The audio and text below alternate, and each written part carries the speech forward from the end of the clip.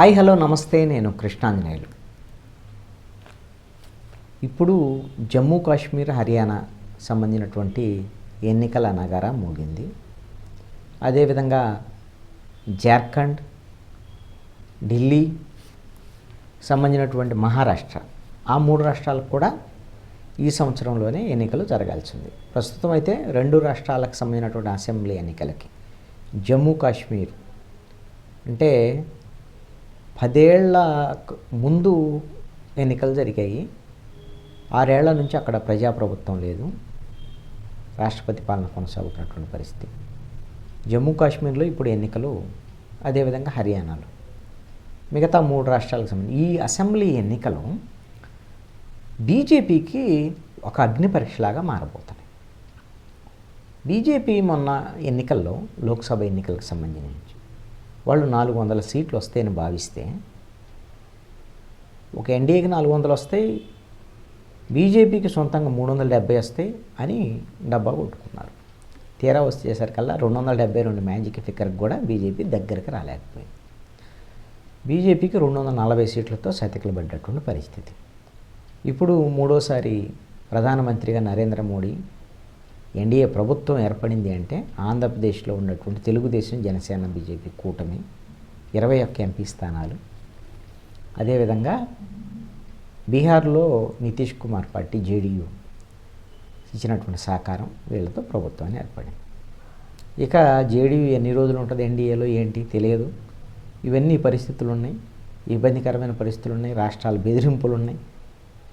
బీహార్ మొన్న ప్రత్యేక హోదా కావాలి, అవి కావాలి, ఇవి కావాలి, ప్యాకేజీ కావాలంటే 60,000 కోట్ల రూపాయలు గ్రాంట్లు ఇచ్చారు వాళ్ళకి మొన్న బడ్జెట్లో. ఆంధ్రప్రదేశ్ కూడా కొన్ని రిక్వెస్ట్గానే అడుగుతున్నారు చంద్రబాబు నాయుడు అయితే, మేము కూటమిలో ఉన్నాం కాబట్టి అని.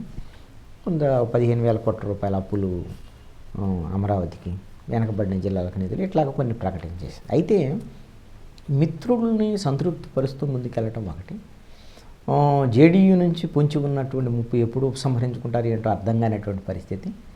ఎందుకంటే జేడీయూకి సంబంధించిన కొంతమంది బీహార్లో ఉన్న నేతలగా మేనా ఐటీ దాడులు, ఇన్కమ్ ట్యాక్స్ దాడులు జరుగుతున్నాయట.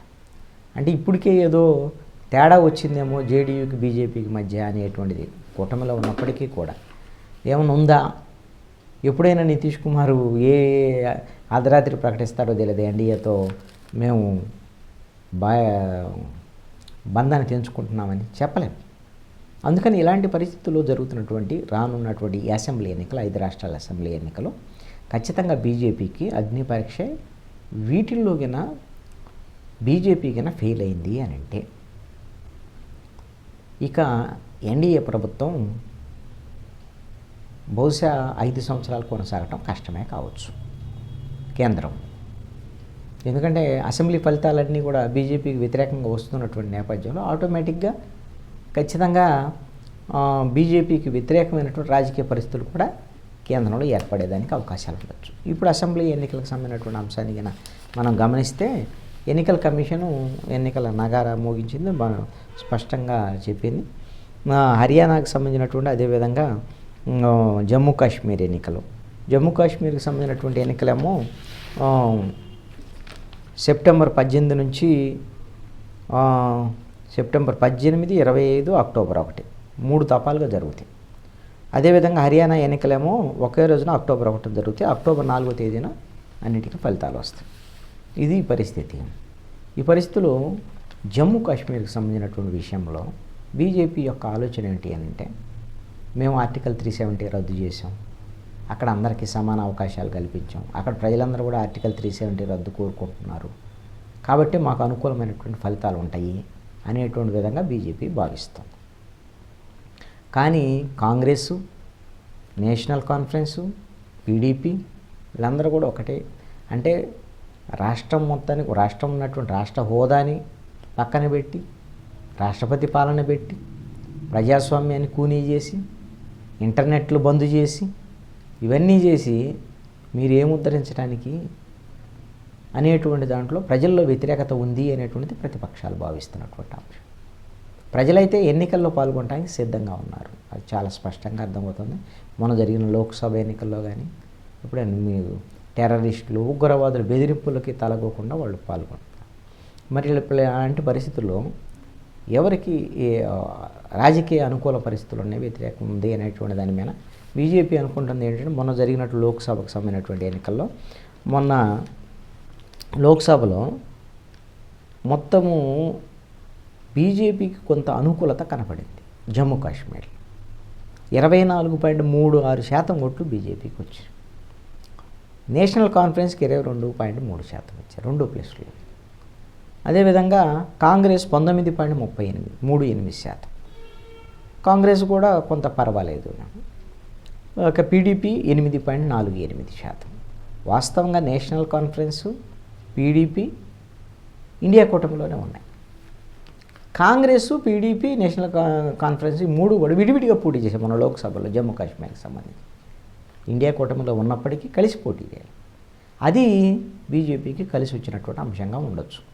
బహుశా ఇప్పుడు మరి అసెంబ్లీ ఎన్నికల్లో ఈ 3 ఇండియా కూటమిలో వాళ్ళు కలిసి పోటీ చేస్తారా, విడిగా పోటీ చేస్తారనే దాని మీద ఆధారపడి ఉంటుంది. అయితే లోక్సభకు జరిగినటువంటి ఎన్నికల్లో మొత్తం 5 లోక్సభ స్థానాలకు గాను బీజేపీకి 2 వచ్చాయి, నేషనల్ కాన్ఫరెన్స్కి 2 వచ్చాయి. ఒకటి ఇండిపెండెంట్ అతను జర్నలిస్టు రషీద్ ఒకళ్ళు గెలిచారు ఇండిపెండెంట్గా. కాంగ్రెస్కి ఏమీ అక్కడ రాలా. ఇప్పుడు జమ్మూ కాశ్మీరు ఆర్టికల్ 370 తర్వాత ఇప్పుడు సీట్లు పెంచిన తర్వాత నియోజకవర్గాల పునర్విభజన కూడా జరిగింది. జమ్మూ కాశ్మీర్ అసెంబ్లీ స్థానాలు ఇప్పుడు 83 నుంచి 90కి పెరిగాయి. ఇప్పుడు జమ్మూ ప్రాంతానికి ఏమో 6 సీట్లు పెరిగాయి, కాశ్మీర్కి అదనంగా ఒకటి వచ్చింది. పాక్ ఆక్రమిత కాశ్మీర్లో 24 స్థానాలు ఉన్నాయి. మొత్తం కలిపితే 107 నుంచి 114 స్థానాలకి పెరిగాయి. కానీ ఇప్పుడు పాక్ ఆక్రమిత కాశ్మీర్లో ఎన్నికలు జరగవు.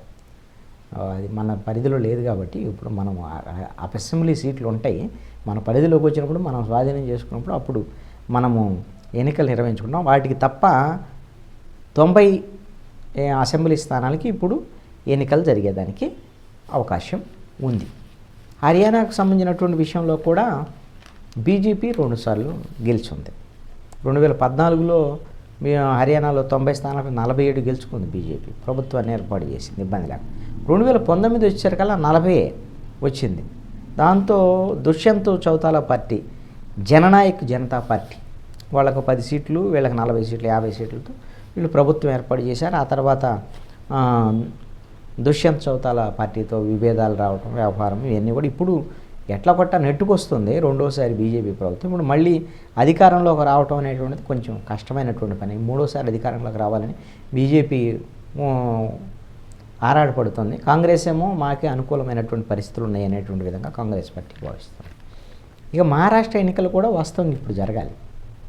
మహారాష్ట్ర ఎన్నికలకు కూడా నోటిఫికేషన్ వస్తుంది హర్యానాతో పాటు అని అనుకున్నాం. మరి మహారాష్ట్రకు సంబంధించినటువంటి విషయంలో కొంత బీజేపీకి భయం ఉన్నట్టుంది. మహారాష్ట్ర ఎన్నికలో శివసేనని చేల్చటము, ఎన్సీపీలో చీలికలు తీసుకురావటము, మహారాష్ట్ర మిగతా పార్టీలు వాటిల్లో వేళ్ళు పెట్టడం, ఇవన్నీ కూడా గందరగోళం చేసింది. పరిస్థితులు అంత అనుకూలమైన పరిస్థితులు ఏం బీజేపీకి ఉన్నట్టు కనపడటం. అదేవిధంగా జార్ఖండ్కి సంబంధించినటువంటి ఎన్నికలు కూడా హేమంత్ సోరెన్ అరెస్టు, విడుదల, ఈడీ కేసులు ఇవన్నీ అక్కడ కొంత బీజేపీ మీద తీవ్రమైనటువంటి వ్యతిరేకత ఉంది అని ఎలాంటి ఫలితాలు ఉంటాయో చూడాలి. ఇప్పుడు వీటి తర్వాత ఢిల్లీకి సంబంధించినటువంటి ఎన్నికలు. ఢిల్లీలో కూడా ఒకవైపు కేజ్రీవాల్ అరెస్టు, సిసోడియా అరెస్టు. సిసోడియా ఇప్పుడు బెయిల్ మీద అయితే రిలీజ్ అయ్యాడు.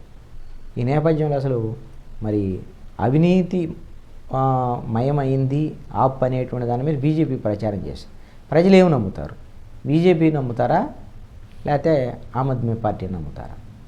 అక్కడ కాంగ్రెస్ యొక్క వ్యూహం ఎలా ఉండబోతుంది, ఆప్తో కలిసి చేస్తా అనేది, ఇవన్నిటి అంశాల మీద ఇప్పుడు మహారాష్ట్ర ఎన్నికలకు నోటిఫికేషన్ రాకపోవటం వెనక జమ్మూ కాశ్మీర్ ఎన్నికల, హర్యానా ఫలితాలు చూసిన తర్వాత అప్పుడు మహారాష్ట్ర, ఢిల్లీకి సంబంధించినటువంటి ఎన్నికల వైపు, జార్ఖండ్ ఎన్నికల వైపు ముందుకెళ్ళేదానికి అవకాశం ఉంది.